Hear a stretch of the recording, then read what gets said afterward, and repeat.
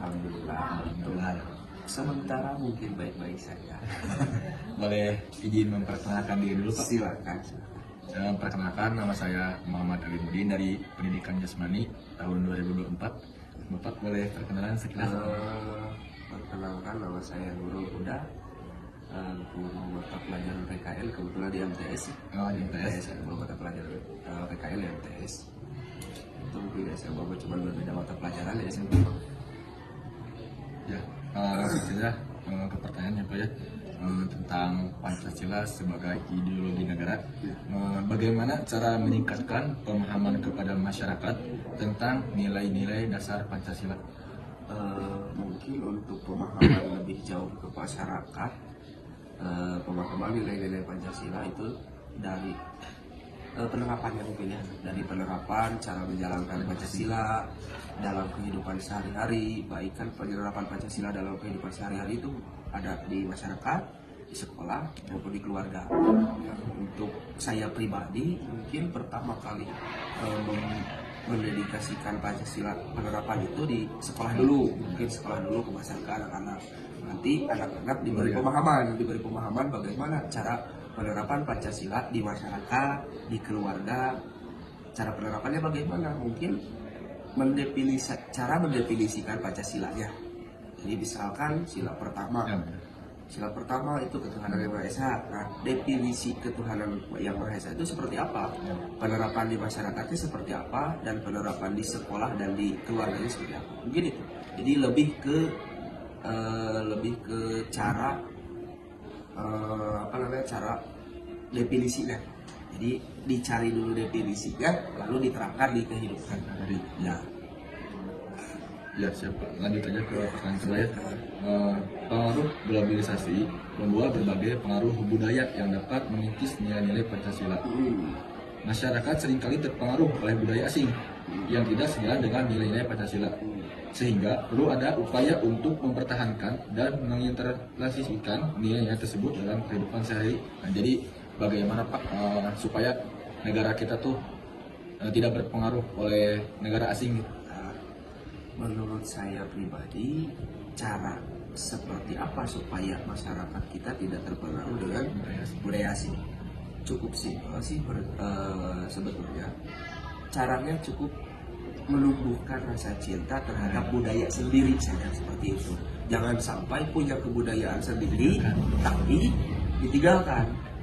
Tapi lebih banyak menggunakan kebudayaan asing. Jadi contohnya kan pernah di tahun berapa budaya kita hampir diklaim oleh Malaysia kan? Contohnya seperti batik, wayang, itu kan diklaim oleh Malaysia. Apa sebabnya? Karena masyarakat kita tidak cinta terhadap budaya sendiri. Ditanya cinta, pasti menjawab cinta, tapi tidak dipakai. Tapi tidak dipakai. Jadi ketika ada yang mengklaim marah, tapi ketika tidak diklaim, tidak dipakai. Jadi caranya cukup simpel, tumbuhkan saja rasa cinta terhadap budaya sendiri. Dan boleh kita suka terhadap budaya orang lain, tapi jangan sampai meninggalkan budaya sendiri. Selanjutnya Pak, pertanyaan yang ketiga ya. Tantangan implementasi di masyarakat dan pemerintahan, meskipun Pancasila ditetapkan sebagai ideologi negara, masih ada tantangan implementasian kebijakan publik yang tidak sejalan dengan nilai-nilai Pancasila yang bisa mengakibatkan ketidakpuasan kepada masyarakat dan turunnya kepercayaan kepada masyarakat. Jadi adanya masyarakat tuh jadi kurang percaya adanya ideologi negara, jadi kurang menurunnya kepercayaan kepada pemerintahan. Bagaimana bisa menerapkan supaya masyarakat bisa mempercayai pemerintahan? Nah untuk poin yang kali ini mungkin bukan dari segi masyarakatnya, tapi ini muncul dari jiwanya. Kan Pancasila itu punya jiwa Pancasilanya ini yang tidak tersampaikan. Contoh jiwa Pancasila itu kan Pancasila kan ada 5. Cuman yang 5 ini ada ada beberapa poin yang tidak punya jiwa.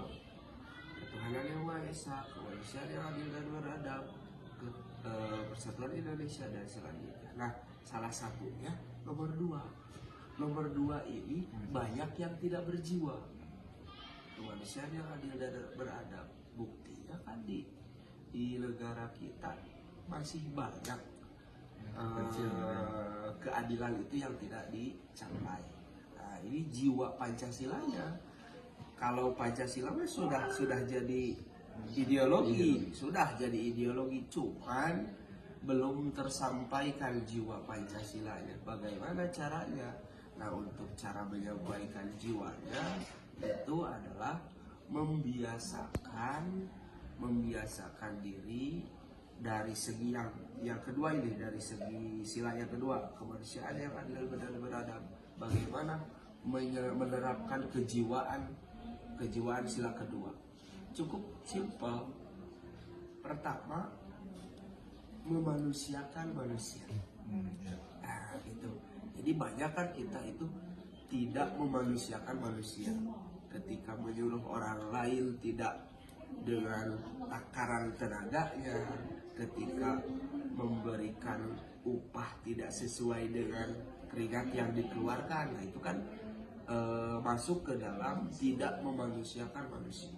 Nah, itu contohnya. Ya mungkin itu saja. Mungkin dari segi ini mungkin saya punya seperti itulah pandangan saya. Lanjut aja Pak, yang keempat, represif negatif terhadap Pancasila. Beberapa kalangan menganggap Pancasila sebagai simbol yang kurang relevan lagi di era modern. Kenapa Pak jadi Pancasila tidak relevan nih di modern itu? Ya mungkin itu tadi dikarenakan tidak berjalannya jiwa Pancasila. 5 dasar negara, tapi kelima dasar negara ini tidak berjiwa. Kelima dasar negara ini tidak semuanya berjalan dengan baik. Jadi masyarakat menganggap Pancasila ini tidak relevan dipakai menjadi dasar negara. Pancasila ini tidak relevan dijadikan dasar negara atau pandangan hidup bangsa. Karena tidak semuanya belum berjalan di ketuhanan yang Maha Esa saja itu tidak semuanya berjalan, karena buktinya masih ada konflik ini dipersatukan oleh perbedaan, bukan dipersatukan oleh persamaan. Seharusnya dikarenakan ada perbedaan ini harus bersatu gitu. Nah, jadi ada penerapan Pancasila yang belum berjalan dengan baik. Saya kayak semboyan ya Pak. Ya, semboyannya Bhinneka Tunggal Ika, berbeda-beda tapi tetap satu jiwa. Itu harusnya kan jadi persatuan dari perbedaan. Tapi buktinya perbedaanlah yang menjadi penyebab perpecahan. Seharusnya masyarakat bisa menerapkan persatuan di dalam perbedaan. Siap Pak. Mungkin sekian ya Pak pertanyaannya. Mungkin ada tambahan lagi atau gimana Pak? Mungkin pandangan kepada negara gimana ke depannya, harus gimana negara supaya lebih bagus lagi? Ya, untuk pandangan dari pribadi sih, dari masyarakat, khususnya masyarakat mungkin harus lebih mencintai budaya, lebih harus bisa menjaga dan melestarikan, dan harus bisa menurunkan kepada generasi penerusnya. Nah, untuk negara mungkin bisa lebih memahami arti dari kemanusiaan yang adil dan beradab, itu saja. Terima kasih Pak atas jawabannya. Sekian Pak mungkin dari saya. Terima kasih Pak. Sama-sama. Mudah-mudahan bermanfaat. Iya, amin. Jika ada yang kurang dari wawancara ini bisa lewat WA saja. Siap.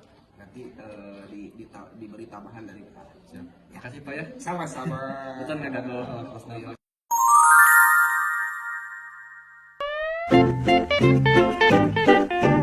Thank you.